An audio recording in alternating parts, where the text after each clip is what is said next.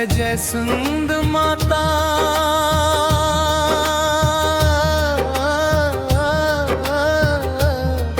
जय जय सुंद माता मैया, जय जय माता।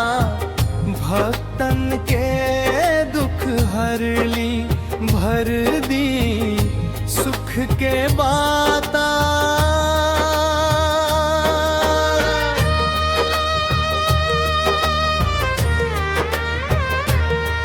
जय जय स्कंद माता मैया, जय जय माता। भक्तन के दुख हर ली, भर दी सुख के बाता। जय जय संद माता, कर दी कृपा बरसाता। तोहरे चरण में मिले हमके सारा जग के नाता।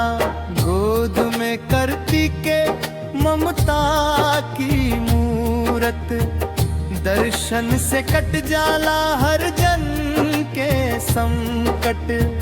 साफ दिल से जो मैया के जावे, उसके जीवन में सुख बरसावे। जय जय स्कंद माता मैया, जय जय माता। भक्तन के दुख हर ली, भर दी सुख के बाता।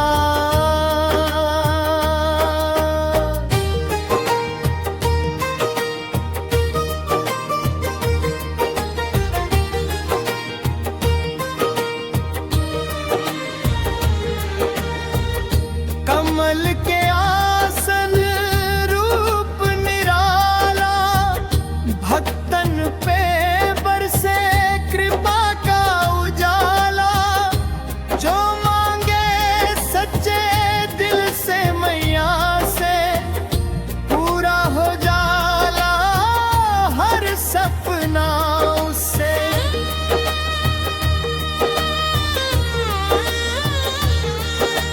हे मैया सुन लस अरज हमारी, रौरा बिना सब सुनी दुनिया सारी। आशीर्वाद दस रखस लाज हमारी, तोहरे भरोसे जिंदगी हमार सारी। जय जय संत माता मैया, जय जय माता।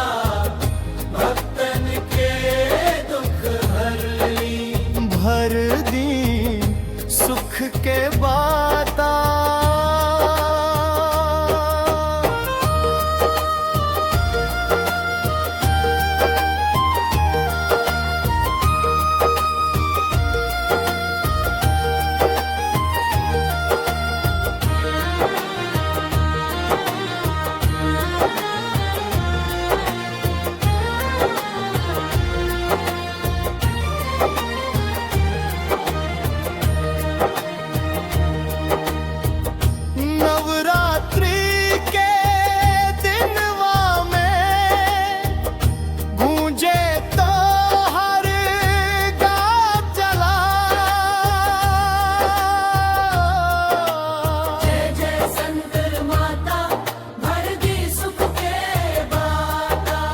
हर घर में होखे अब मैया के जयकार। जय जय संत माता, भर दी सुख के बाता।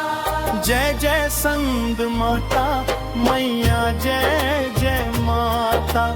भक्तन के दुख हर ली, भर दी सुख के बाता। जय जय संत माता मैया, जय जय माता। भक्तन के दुख हर ली, भर दी सुख के बाता।